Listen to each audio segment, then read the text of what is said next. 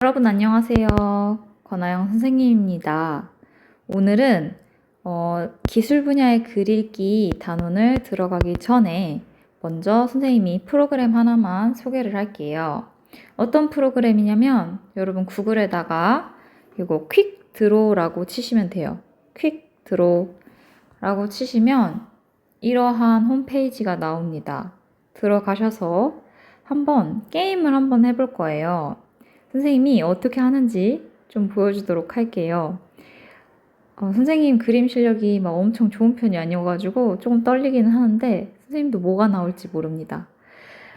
이 게임 방법은요, 여기 나와 있듯이 낙서를 하면 돼요. 무슨 낙서냐면 제시어가 주어질 거예요. 제시어가 주어지면 시간 내에 여러분이 그 제시어에 맞는 그림을 그릴 거예요. 그러면은 이 프로그램에서 이거 어떤 그림이구나 라고 맞출 거란 말이에요. 이런 식으로 여러분들이 게임을 해보시면 되겠습니다. 자, 그럼 선생님이 하는 거 보고서는 여러분들도 한번 따라서 그려보시면 좋을 것 같아요. 핸드폰으로도 할 수 있고요. 아이패드, 컴퓨터 다 가능합니다. 갤럭시 탭도 가능해요. 자, 그럼 한번 시작해 볼게요. 선생님이 갤럭시 탭으로 한번 해보려고 했는데, 갤럭시 탭은 내가 뭘 그리고 있는지 뜨지를 않더라고요. 인식은 돼요. 내가 그리면 인식은 되는데, 내가 그리고 있는 선이 뜨지를 않더라고요. 그래서 어쩔 수 없이 컴퓨터로 이렇게 여러분들한테 소개해주게 되었습니다. 마우스로 그리는 거라 조금 선생님이 정교함이 떨어질 수 있는데, 한번 이 게임을 직접 보여줘 보도록 할게요. 오왕관. 뭔지 알 것 같아요. 팔꿈치. 이제 알겠어요. 왕관 맞죠? 그렇죠. 얘가 좀 음성이 느리긴 한데 이렇게 맞춰요. 식기세척기. 식기세척기. 뭔지 알 것 같아요. 계단. 오! 이제 알겠어요. 뭐야, 나 식기세척기 맞죠? 이것만 그렸는데 식기세척기를 맞췄어. 자, 그럼 전갈. 전갈? 전갈이 어떻게 생겼냐? 뭔지 알 것 같아요. 달. 또는 연못. 또는 하트.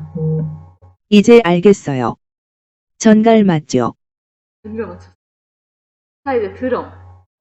드럼은 뭔지 알 것 같아요. 동그라미. 또는 신달.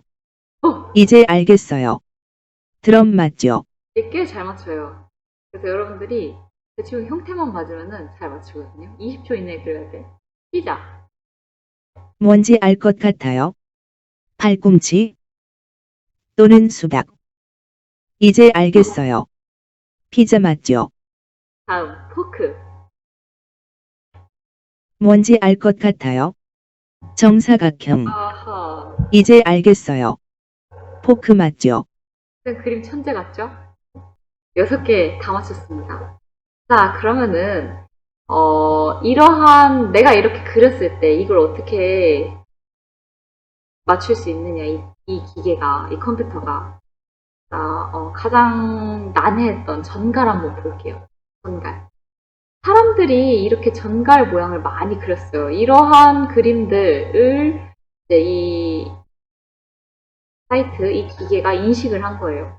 이 기계가 인식을 해서 전갈은 대충 이렇게 몸통이 있고 꼬리가 이렇게 위로 휘어져 있는 이런 형태로 사람들이 그리는구나 라고 생각해서 이런 식으로 전갈의 형태를 대충 인식을 하는 겁니다.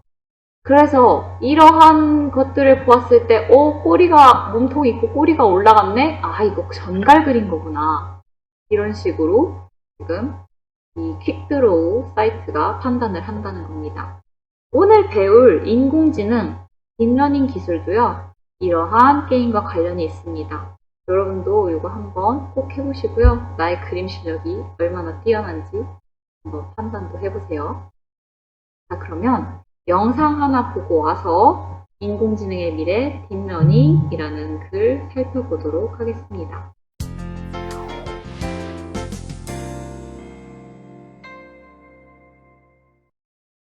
대리인이 꼭 필요한 바둑기사.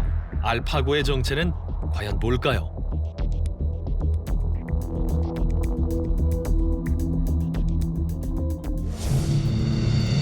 인간과의 체스 대결에서 이긴 딥블루나 몇 해 전 퀴즈 대결에서 인간을 이긴 왓슨처럼 알파고 역시 컴퓨터 인공지능 프로그램입니다. Wanted for stealing a loaf of bread in Les Miserables. Watson. Who is Jean Valjean? Correct. 바둑은 경험을 통해 학습할 수밖에 없는 인간의 대표적인 행위입니다.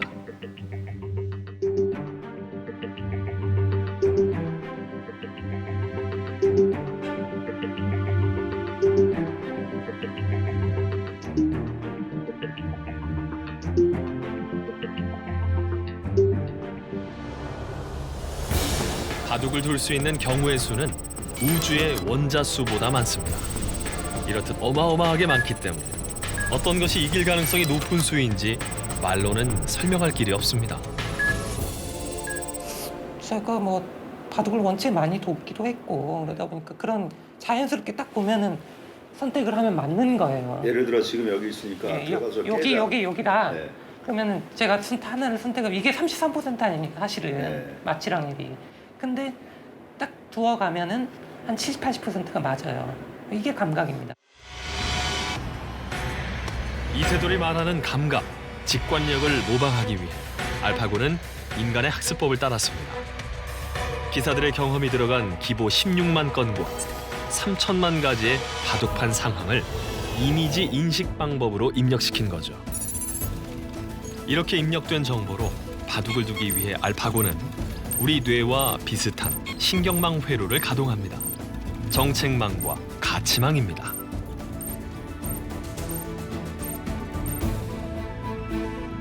알파고의 정책망은 바둑 기사들이 일반적으로 많이 사용하는 경우의 수를 찾는 역할을 합니다. 인간이 경험을 통해 얻은 직관으로 몇 가지 좋은 수를 찾아내듯이 말이죠.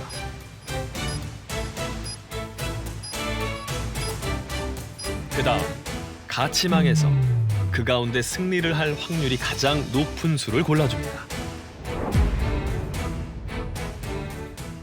Intuition is just as important as calculation for Go. And so the neural networks take care of the intuitive part of the game. So they are the one that is the neural networks are the systems that recognize what to do in a certain position and to evaluate the position. 여러분 모두 잘 영상도 보고 게임도 해보고 왔나요? 그러면 이번 단원 기술 분야의 읽기 단원을 한번 시작해 보도록 하겠습니다. 학습 목표부터 읽어보고 시작을 할게요. 1. 기술 분야의 글을 읽으며 재질에 담긴 지식과 정보의 객관성을 비판적으로 이해한다. 2. 글에 담긴 과학적 원리의 응용과 한계를 비판적으로 이해하며 읽는다. 나중에 이제 과학 분야의 글 읽기도 할 텐데요. 기술 분야와 과학 분야의 글 읽기의 학습 목표는 비슷해요. 지식과 정보가 객관성이 있어야 한다는 겁니다. 과학, 기술, 이거는 딱 정해져 있는 내용, 정해져 있는 지식이 있기 때문에 글에 포함된 지식과 정보가 객관성을 가지고 있어야 합니다. 자기 주관적으로 해석하면 안 된다는 거고요. 그 다음에 이제 기술 분야에서는요. 글에 담긴 과학적 원리를 어떻게 응용할 것인가, 그리고 그 기술의 한계가 무엇인가 이런 것들을 비판적으로 이해하며 읽을 수 있도록 해야겠습니다. 자, 그래서 밑에 보시면 이렇게 자동 계단, 에스컬레이터라고 하죠. 우리는 국어 교과서라서 자동 계단이라고 하고 있어요. 그래서 이 자동 계단처럼 일상생활의 편리함을 가져다 준 기술 발전의 사례가 여러 가지가 있습니다.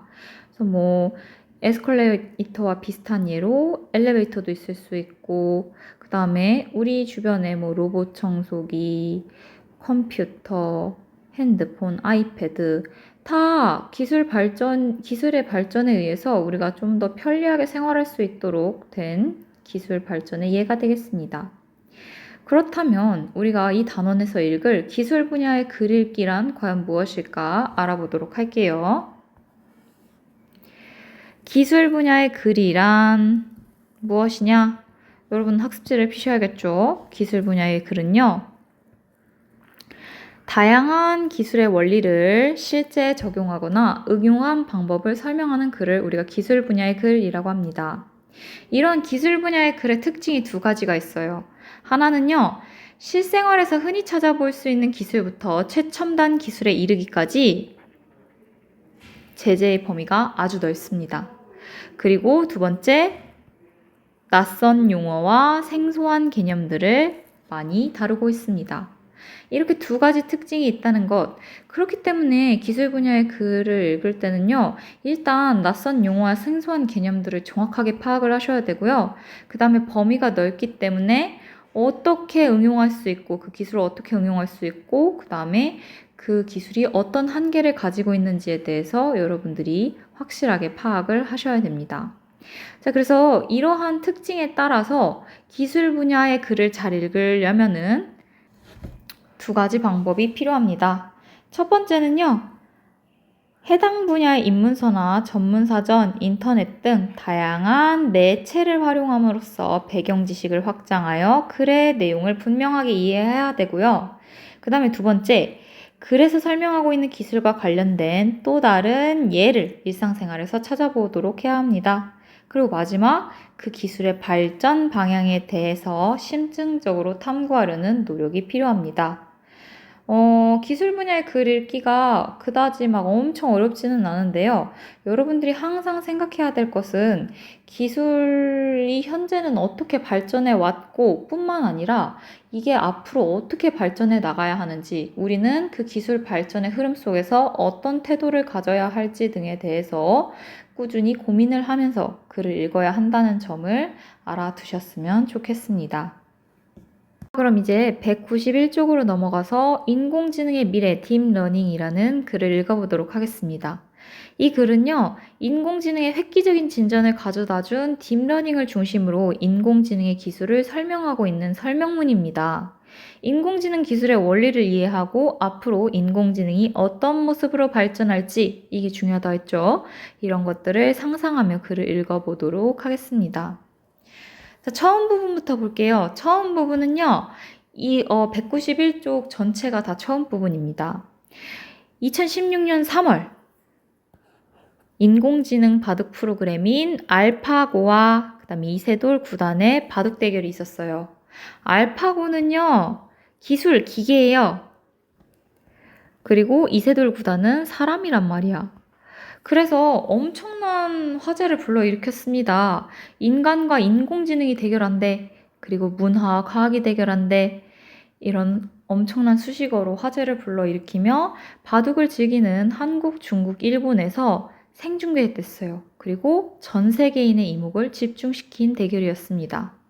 이게 이제 이 대결이 총 5판으로 이루어졌는데, 이세돌 구단이 유일하게 승리를 거두었던 네 번째 대결이라는 걸로 봐서는 4대1로 알파고가 승리를 거두었습니다. 그래서 이 이세돌 구단이 사람임에도 불구하고 기계를 이길 수 없었다는 거예요. 그리고 그 기계를 이긴 유일한 대결, 네 번째 대결은 정말 큰 관심을 모았습니다. 알파고 이전에도요, 인공지능이 인간의 지적 능력을 넘어서는 경우는요, 여러 차례 있었어요, 이미. 여러분, 학습지 처음 부분 첫 번째 문제 보이시죠? 인공지능이 인간의 지적 능력을 넘어섰던 사례들은 첫 번째는요, 1997년 인공지능 체스 프로그램인 딥블루가 기존 우승자를 꺾었어요. 체스였어, 첫 번째는. 두 번째는요, 미국의 유명한 퀴즈 프로그램에서 인공지능 왓슨이 역대 최강의 출연자들을 꺾은 바가 있었습니다. 딥블루랑 왓슨이 이미 사람들을 이겼어요. 그런데 왜 굳이 알파고가 처음이 아님에도 불구하고 사람들의 이러한 큰 관심을 모았느냐? 바둑이라는 게임 특성 때문에 그렇습니다. 바둑은요, 게임의 속성상 경우의 수가 무한대예요. 그래서 아무리 우수한 슈퍼컴퓨터일지라도 인간을 이길 수 없을 거라고 생각했어요. 왜냐면 바둑은 아까 여러분들이 처음에 영상 기억나실지 모르겠는데 그 영상에서 보셨듯이 바둑은 경험에 의해서 경험을 많이 하면 할수록 더욱더 실력이 늘어나는 그런 게임이거든요. 경우의 수가 매우 많기 때문에 많이 두면 둘수록 더 잘 둘 수 있다는 거야. 많은 경험을 하면 할수록 어디에다 놔야겠구나 직감적으로 알 수 있는 경기이기 때문이었어요. 그런데 알파고가 이겼다는 거야. 이세돌 구단은 거의 그냥 인생의 평생을 바둑을 둬온 사람인데 알파고가 그거 잠깐 입력했는데 잠깐 학습했는데 이세돌 구단을 4판이나 이겼다라는 것이 더 큰 충격으로 다가왔습니다. 여러분은 학습지 1쪽에 처음 부분 2번 이러한 사례들이 있었음에도 알파고의 승리가 충격으로 다가왔던 이유에 이 부분 쓰시면 되겠습니다. 자, 이처럼 알파고와 이세돌 구단의 대결은요, 인공지능에 대한 관심을 더욱 높였어요. 사람들은 적어도 10년 내지 20년 내로는 인공지능이 바둑고수에게 승리하지 못할 것으로 예상했지만요, 이세돌 구단이 1승 4패로 패함으로써 인공지능이 바둑고수를 넘어섰음이 증명됐습니다. 이제 인공지능은 바둑고수를 넘어설 정도로 똑똑하고 기술이 그만큼 발달됐다라는 것이에요. 여기까지가 처음 부분이에요. 처음 부분. 자, 이제 인공지능 알파고와 이세돌 구단의 대결을 통해서 인공지능이 바둑고수를 넘어섰을 정도로 굉장히 인공지능이 많이 발전했다라는 것을 보여주고 있었어요. 그렇다면 이제 중간 부분으로 넘어갑니다. 그래서 인공지능이 어쨌다는 거야. 자, 구글이 소유한 인공지능 기술 개발 업체인 딥마인드가 창조해낸 알파고는요, 최첨단 정보통신 기술이 총동원된 인공지능 바둑 시스템입니다. 자, 알파고가 무엇인지 알파고에 대해서 소개하고 있어요. 이 내용 여러분 학습지 2쪽으로 넘어갑니다. 학습지 2쪽의 중간 1에 3번 알파고의 개념과 특징에 대해 정리해 봅시다. 알파고의 개념 보이시죠? 알파고는 최첨단 정보통신 기술이 총동원된 인공지능 바둑 시스템이에요. 그리고 개발업체는 어디냐? 구글이 소유한 인공지능 기술 개발 업체인 딥마인드가 바로 알파고를 창조해낸 개발 업체가 되겠습니다. 바둑의 확률은요, 수학적으로 계산하는 것이 불가능해요. 왜냐하면 엄청나게 많은 경우의 수가 있거든요. 그래서 알파고는 어떻게 학습을 했느냐? 무작위로 바둑돌을 대입해보며 예상 확률을 알아낸 뒤 가장 가능성이 높은 수를 선택하는 몬테카를로 트리 탐색을 바탕으로 바둑의 경우의 수를 학습했습니다. 몬테카를로 트리 탐색은요, 선택지 중 가장 유리한 선택을 하도록 돕는 방식이에요. 예를 들어 알파고가 검은 돌로 대결을 벌인다면 흰 돌이 어디에 놓이느냐에 따라 검은 돌을 둔다는 거예요. 당연히 최적의 선택이 반복될수록 대국은 유리하게 풀립니다. 자, 이제 알파고의 운영 방식에 대해서 얘기를 좀 하고 있어요. 알파고는요, 몬테카를로 트리 탐색이라는 방법을 사용하고 있는데 중간 1에 1번 문제 몬테카를로 트리 탐색의 이란 게 과연 무엇인가? 왼쪽에 나와 있습니다. 몬테카를로 트리 탐색은요, 전문적인 용어로는 이런 뜻이에요. 특정한 배열 순서나 규칙을 가지지 않는 연속적인 임의의 수를 사용함으로써 수치 계산 문제의 근사해를 얻는 방법. 너무 어렵죠, 말이. 그래서 이거를 조금 쉽게 풀어놓은 것이 이 지문에 나와 있습니다. 무작위로 바둑돌, 여기선 바둑돌이 어떤 값이겠죠. 무작위로 값을 대입해보는 거예요. 그래서 이렇게 하면은 몇 퍼센트 정도 이길 수 있겠다. 이 정도면 여기다 두면은 몇 퍼센트 정도 이길 수 있겠다. 이런 식으로 예상 확률을 예측해보는 거예요. 그런 다음에 가장 이길 가능성이 높은 수를 선택하는 방법이 바로 몬테카를로 트리 탐색 방법입니다. 아까 선생님과 게임 하나 있었잖아요. 퀵 드로우. 그래서 퀵 드로우도 마찬가지예요. 그냥 오리를 그리라고 하면 내가 이렇게 그렸어. 그러면은 이렇게 그렸을 때 이제 인공지능이 판단을 하는 겁니다. 이 전체적으로 봤을 때 새 모양이네. 이 새 모양이네. 그럼 새를 그린 건가? 새일 확률 한 53% 정도 되는 것 같아. 새하고 좀 53% 정도 일치하는 것 같은데. 일단 이게 값이야. 값을 대입했을 때 예상 확률을 알아내는 겁니다. 정답인 확률. 그러면 새는 한 53% 정도가 되는 것 같아. 그 다음에 또 뭐가 있을까? 전체적으로 몽글몽글한 게 솜사탕 같기도 한데. 근데 솜사탕이기에는 뭔가 좀 안 맞는 것 같기도 하고, 한 31% 정도 확률이 있는 것 같기도 하고. 그렇다면 부리가 있고 눈이 있고 갈퀴가 있네? 오리일 수도 있겠다. 오리일 확률은 몇 %지? 86% 정도 되는 것 같아. 그래서 그러면 이렇게 예상 확률을 알아낸 뒤에 가장 가능성이 높은 수를 택하는 거예요. 여기서 가장 정답일 가능성이 높은 수는 오리, 86%의 오리였습니다. 그래서 얘는 오리일 것 같아 라고 가장 가능성이 높은 수를 선택하는 몬테카를로 트리 탐색이라는 방법을 사용하는 것입니다. 그래서 여기서는 이제 바둑돌을 이렇게 대입을 한다고 했잖아요.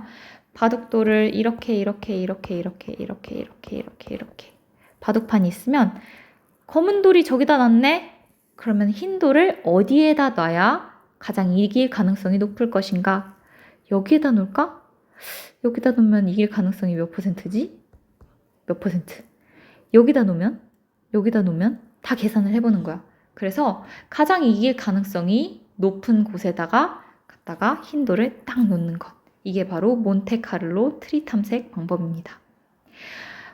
당연히 이제 이길 확률이 높은 수를 선택을 하기 때문에 몬테카를로 트리 탐색은요, 선택지 중 가장 유리한 선택을 하도록 돕는 방식입니다.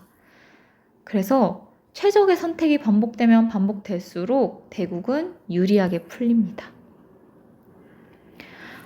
그 바둑 같은 경우에는 한 번 잘못 두면은, 왜냐면 턴이 넘어가니까 다른 사람한테 한 번 잘못 두기 시작하면은 경기가 꼬인단 말이야. 그런데 내가 이길 가능성이 높은 수만 둬.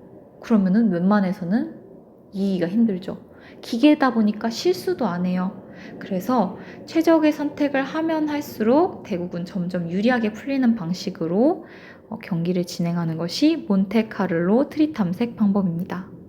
그래서 우리는요, 중간 1에 2번 알파고가 몬테카를로 트리 탐색 방식을 활용한 이유는 무엇인가? 이 문제거든요. 이 문제에 대한 답으로 이렇게 쓰실 수 있겠습니다. 몬테카를로 트리 탐색은 선택지 중 가장 유리한 선택을 하도록 돕는 방식이다. 이러한 최적의 선택이 반복될수록 대국은 유리하게 풀리기 때문에 알파고는 몬테카를로 트리 탐색 방식을 활용하고 있다. 이런 식으로 적어주시면 되겠습니다. 자, 이렇게 몬테카를로 트리 탐색이라는 방식을 활용하는 알파고에 대해서 알아보았습니다. 자, 그러면 이제 우리가 알파고를 포함한 일반적인 인공지능이 과연 어떤 방식으로 학습을 수행하고 그 다음에 어떤 방식으로 결과를 내놓는지에 대한 좀 더 심층적인 원리를 알아보도록 하겠습니다. 일반적으로 말하는 인공지능은요, 사실 딥러닝으로 이루어지는 강화학습을 말합니다. 일반적으로 일반 컴퓨터는요, 정해진 규칙을 따라서 연산을 수행하면서 예, 아니요, 이런 식으로 기계적인 결과를 내놔요. 반면에 딥러닝은 조금 더 세부적인 수행 과정을 거칩니다. 연산 과정에 일단 여러 층을 두어요. 연산 과정에 여러 층을 두고요. 컴퓨터 스스로 정보를 잘게 조각냅니다. 그래서 작은 판단을 내리고 그것을 종합하여 결과를 내놓습니다. 즉, 딥러닝은요, 다층 구조의 정보만을 기반으로 하는 기계 학습의 한 분야로 다량의 데이터에서 높은 수준의 추상화를 가능하게 하는 방법, 이게 바로 딥러닝의 정의가 되겠습니다. 그래서 여러분이 이 정의는 학습지 2쪽에 중간 1, 2번 딥러닝이란의 정의 부분에 써주시면 되겠고요.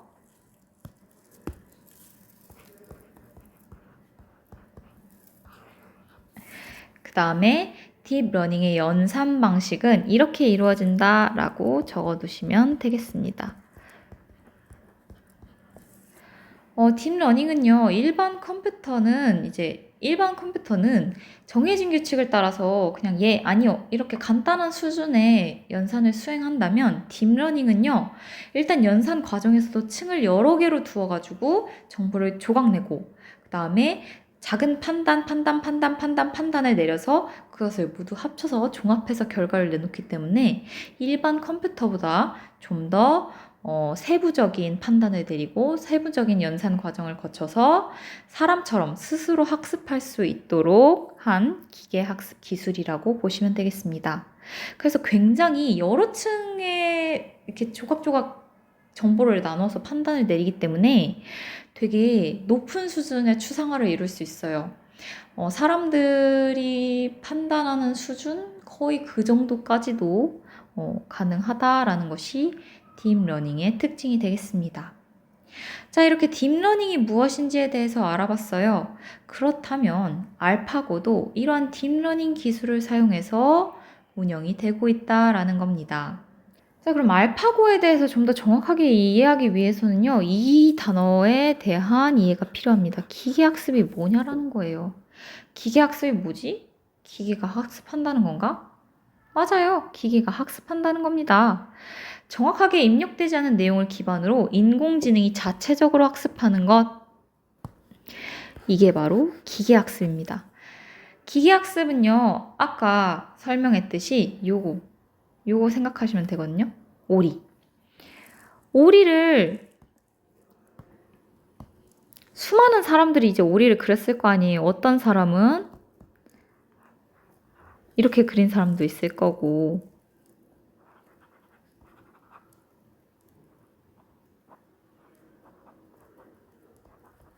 어떤 사람은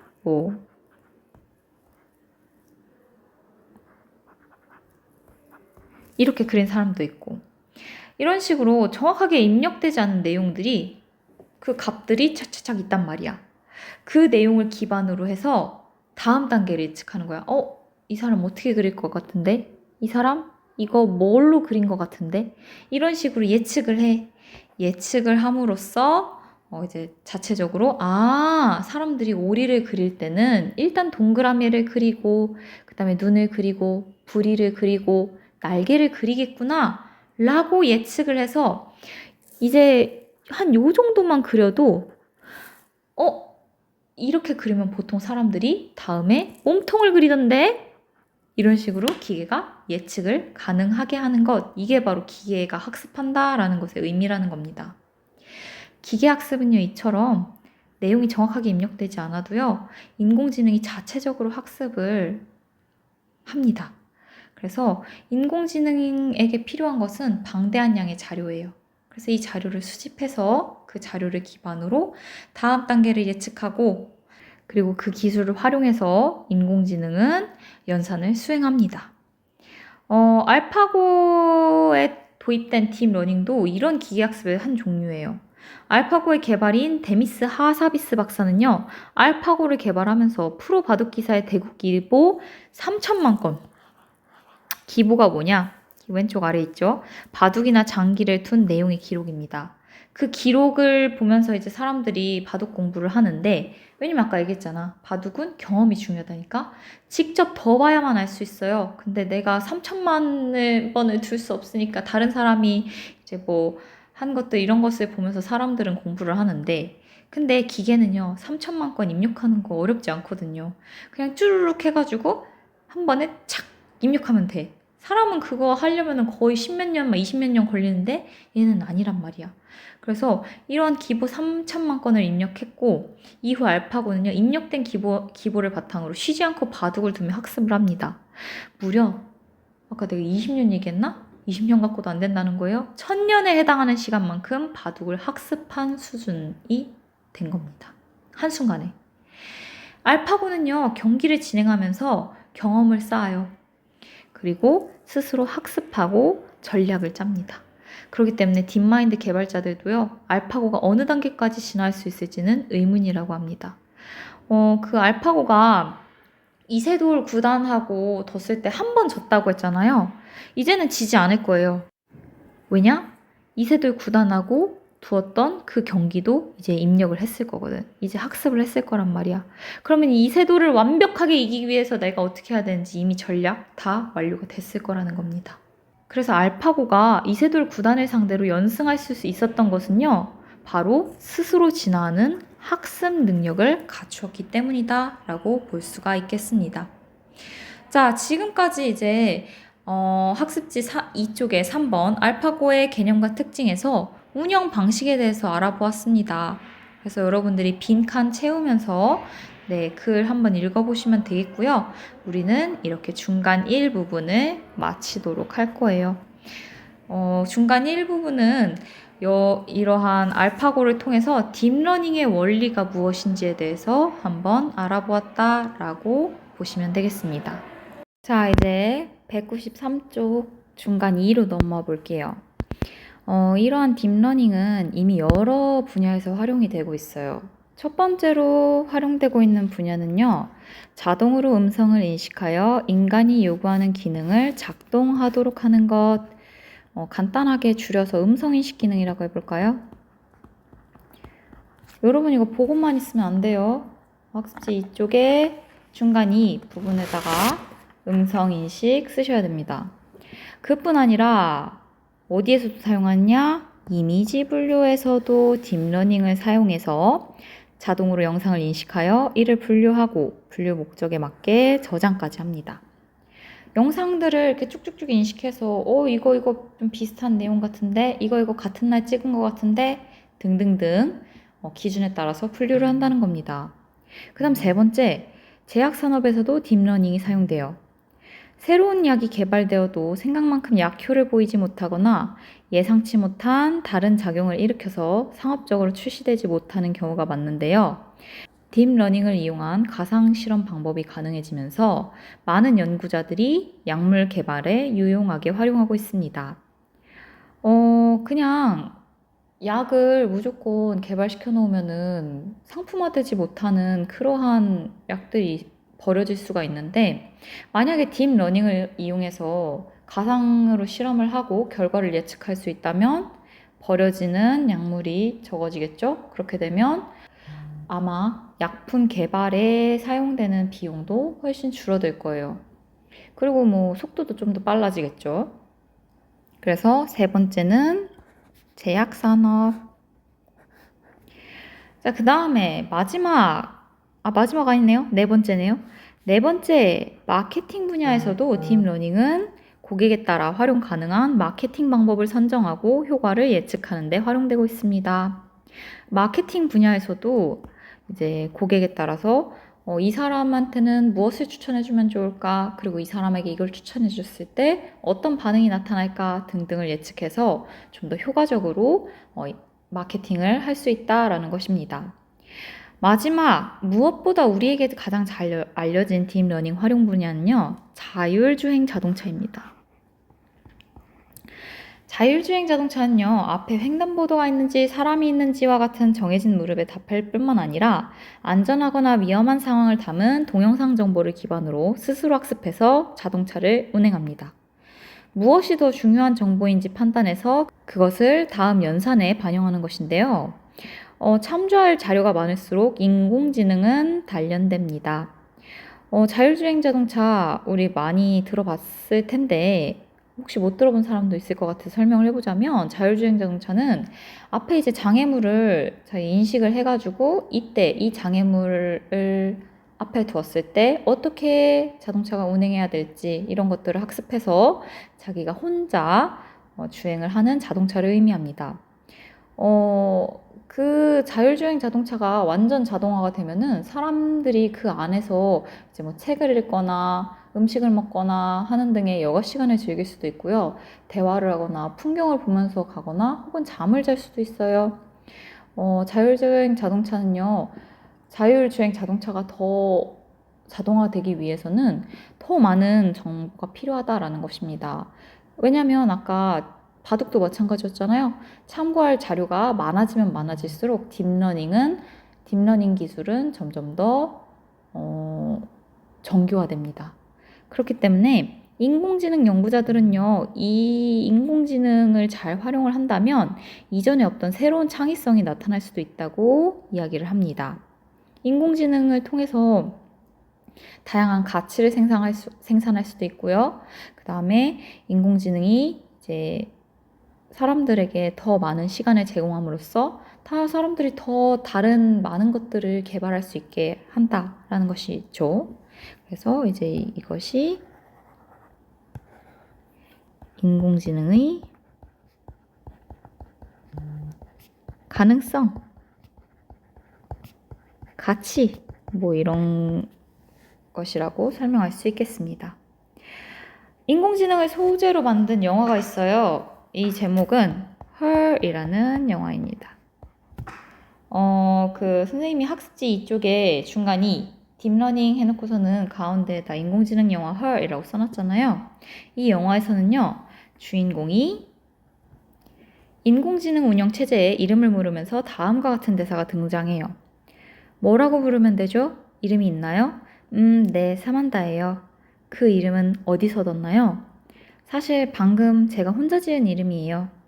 인공지능은요, 자기 자신의 이름도 막 데이터를 뒤져가지고 혼자 짓는다는 겁니다.